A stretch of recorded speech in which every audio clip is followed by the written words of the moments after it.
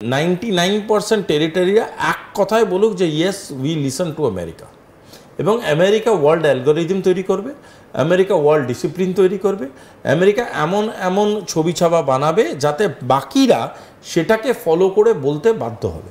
Correct? এই জিনিসটা America বারংবার প্রতিষ্ঠা করার চেষ্টা করতো। এইগুলো প্রতিষ্ঠা করতে গেলে নিজে ওই যে জওহরলাল বাদ দিয়ে তো নিজেকে নিজে ভারতরত্ন দেওয়ার মতো মহৎ কাজ খুব কম লোকই করেছে পৃথিবীতে। সুতরাং আমেরিকা নিজের মতো করে বলতে পারেনি বহু লোককে গিয়ে যে আমার নামে বাহবা করো, আমার নামে বাহবা করো। তাই জন্য আমেরিকা কী করলো, আমেরিকা স্টার্ট করে গিয়ে বিভিন্ন ইনস্টিটিউট অ্যান্ড গ্লোবাল অর্গানাইজেশনসগুলো খোলার পিছনে হাত দিতে শুরু করলো। একটা ইউনাইটেড নেশনসের মতো অর্গানাইজেশন খুললো যার একটা ওয়ার্ল্ড প্রেস্টিজ ছিল, যার একটা ওয়ার্ল্ড প্রেজেন্টেশন ছিল। সেটা আজকের দিনে আমেরিকার জন্যই কিন্তু মারাত্মক রকম ডাইলিউটেড হয়ে গেছে। কারণ ইউনাইটেড নেশনস বলো, নেটো বলো, এরা আজকের ডেটে আমেরিকার মুখপাত্র হিসাবে কাজ করছে।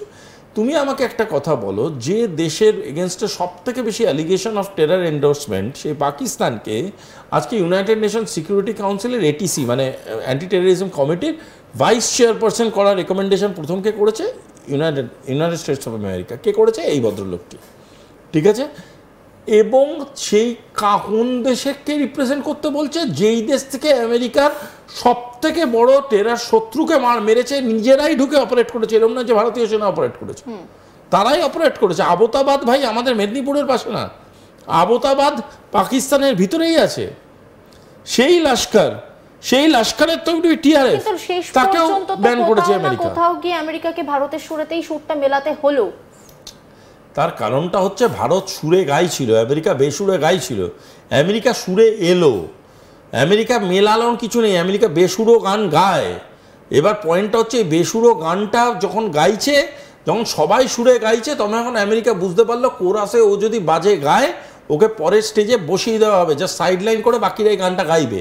তখন ও এসে ওখানে ঢুকলো। দেখো আমি তোমার একটা কথা বলি, একবার এখানে আমি একবার এস জয়শঙ্করের আমি সেই টুইটটা দেখবো যেখানে দাঁড়িয়ে তিনি কি বার্তা দিয়েছেন সেটা একবার দেখাই আপনাদেরকে।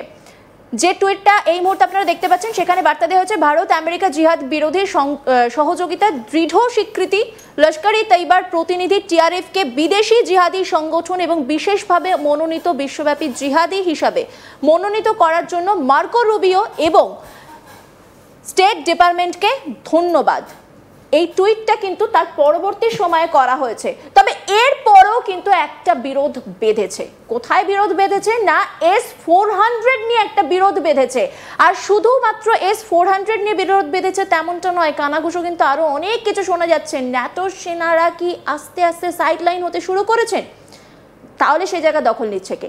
99% টেরিটরিয়া এক কথায় বলুক যে yes we listen to America, এবং আমেরিকা ওয়ার্ল্ড অ্যালগোরিদম তৈরি করবে, আমেরিকা ওয়ার্ল্ড ডিসিপ্লিন তৈরি করবে, আমেরিকা এমন এমন ছবি ছাপা বানাবে যাতে বাকিরা সেটাকে ফলো করে বলতে বাধ্য হবে। কারেক্ট? এই জিনিসটা আমেরিকা বারংবার প্রতিষ্ঠা করার চেষ্টা করতো। এইগুলো প্রতিষ্ঠা করতে গেলে নিজে ওই যে জওহরলাল বাদ দিয়ে তো নিজেকে নিজে ভারতরত্ন দেওয়ার মতো মহৎ কাজ খুব কম লোকই করেছে পৃথিবীতে। সুতরাং আমেরিকা নিজের মতো করে বলতে পারেনি বহু লোককে গিয়ে যে আমার নামে বাহবা করো, আমার নামে বাহবা করো। তাই জন্য আমেরিকা কী করলো, আমেরিকা স্টার্ট করে গিয়ে বিভিন্ন ইনস্টিটিউট অ্যান্ড গ্লোবাল অর্গানাইজেশনসগুলো খোলার পিছনে হাত দিতে শুরু করলো। একটা ইউনাইটেড নেশনসের মতো অর্গানাইজেশন খুললো যার একটা ওয়ার্ল্ড প্রেস্টিজ ছিল, যার একটা ওয়ার্ল্ড প্রেজেন্টেশন ছিল। সেটা আজকের দিনে আমেরিকার জন্যই কিন্তু মারাত্মক রকম ডাইলিউটেড হয়ে গেছে। কারণ ইউনাইটেড নেশনস বলো, নেটো বলো, এরা আজকের ডেটে আমেরিকার মুখপাত্র হিসাবে কাজ করছে। তুমি আমাকে একটা কথা বলো, যে দেশের এগেনস্টে সবথেকে বেশি অ্যালিগেশন অফ টেরর এন্ডোর্সমেন্ট, সেই পাকিস্তানকে আজকে ইউনাইটেড নেশন সিকিউরিটি কাউন্সিলের এটিসি মানে অ্যান্টি টেররিজম কমিটির ভাইস চেয়ারপারসন করার রেকমেন্ডেশন প্রথম কে করেছে? United States of America. কে করেছে? এই ভদ্রলোকটি। ঠিক আছে? এবং সেই কোন দেশকে রিপ্রেজেন্ট করতে বলছে? যেই দেশ থেকে আমেরিকার সব থেকে বড় টেরার শত্রুকে মেরেছে, নিজেরাই ঢুকে অপারেট করেছে। এরকম না যে ভারতীয় সেনা অপারেট করেছে, তারাই অপারেট করেছে। আবোতাবাদ ভাই আমাদের মেদিনীপুরের পাশে না, আবোতাবাদ পাকিস্তানের ভিতরেই আছে। সেই লস্কর, সেই লস্করের তৈরি টিআরএফ, তাকেও ব্যান করেছে আমেরিকা। কোথাও গিয়ে আমেরিকাকে ভারতের সুরেতেই সুরটা মেলাতে হলো। তার কারণটা হচ্ছে ভারত সুরে গাইছিল, আমেরিকা বেসুরে গাইছিল। আমেরিকা সুরে এলো, আমেরিকা মেলানোর কিছু নেই, আমেরিকা বেসুরো গান গায়। এবার পয়েন্টটা হচ্ছে এই বেসুরো গানটা যখন গাইছে, যখন সবাই সুরে গাইছে, তখন এখন আমেরিকা বুঝতে পারলো কোরাসে ও যদি বাজে গায় ওকে পরের স্টেজে বসিয়ে দেওয়া হবে, জাস্ট সাইড লাইন করে বাকিরা এই গানটা গাইবে, তখন ও এসে ওখানে ঢুকলো। দেখো আমি তোমার একটা কথা বলি, একবার এইখানে আমি একবার এস জয়শঙ্করের আমি সেই টুইটটা দেখব যেখানে দাঁড়িয়ে তিনি কি বার্তা দিয়েছেন সেটা একবার দেখাই আপনাদেরকে। যে টুইটটা এই মুহূর্তে আপনারা দেখতে পাচ্ছেন সেখানে বার্তা দেওয়া হচ্ছে, ভারত আমেরিকা জিহাদ বিরোধী সহযোগিতার দৃঢ় স্বীকৃতি, লস্কর ই তৈবার প্রতিনিধি টিআরএফকে বিদেশি জিহাদি সংগঠন এবং বিশেষভাবে মনোনীত বিশ্বব্যাপী জিহাদি হিসাবে মনোনীত করার জন্য মার্কো রুবিও এবং স্টেট ডিপার্টমেন্টকে ধন্যবাদ। এই টুইটটা কিন্তু তার পরবর্তী সময়ে করা হয়েছে, তবে এরপরও কিন্তু একটা বিরোধ বেঁধেছে। কোথায় বিরোধ বেঁধেছে না, S-400 নিয়ে একটা বিরোধ বেঁধেছে। আর শুধুমাত্র S-400 নিয়ে বিরোধ বেঁধেছে তেমনটা নয়, কানাঘুষো কিন্তু আরো অনেক কিছু শোনা যাচ্ছে। ন্যাটোর সেনারা কি আস্তে আস্তে সাইডলাইন হতে শুরু করেছেন, তাহলে সেই জায়গা দখল নিচ্ছে কে? এই গোটা বিষয় নিয়ে কথা বলবো এর পরবর্তী বিষয়ে। ন্যাটোর সেনারা কি এবার সাইডলাইন হতে শুরু করেছে? কারণ যেখানে দাঁড়িয়ে সহমত পোষণ করা হচ্ছে কোথাও গিয়ে, যেমনটা সুভাষিসবাবু বললেন যে ভারতের সুর ছিল, বেসুরো ছিল আমেরিকা, সুরটা শুধুমাত্র ঠিক করেছে, বেসুরো থেকে ঠিক করেছে। তারপরে আবার এই S-400 নিয়ে এত কিছু কেন? কথা বলবো সুভাষিসবাবুর সঙ্গে। S-400 নেওয়া নিয়ে বারবার বিরোধিতা করা, তার কারণটা কি? ওই যে বললাম, মিলিটারি সাবঅর্ডিনেশন। আমার কথা শুনতে হবে, আমি যা বলবো তা খেতে হবে, আমি যা বলবো তা করতে হবে, আমি যেখানে বলবো যার সাথে যতটা বন্ধুত্ব করা ততটাই তোমাকে করতে হবে। এই সেন্স অফ সাবঅর্ডিনেশনটা আমেরিকা দিনের পর দিন নিজেরা চালিত করেছে।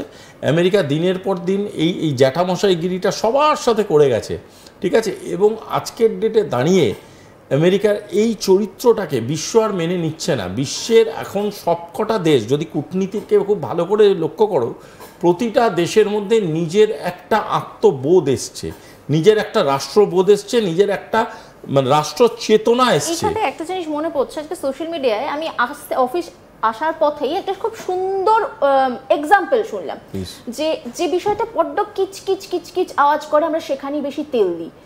যদি দরজায় হয় তাহলে আমরা বেশি তেল দিই, আবার যদি আমরা দেখি গাড়ির কোনো গেটে বা কোথাও কোনো পার্সে কিচকিচ আওয়াজ হচ্ছে আমরা বেশি তেল দিই।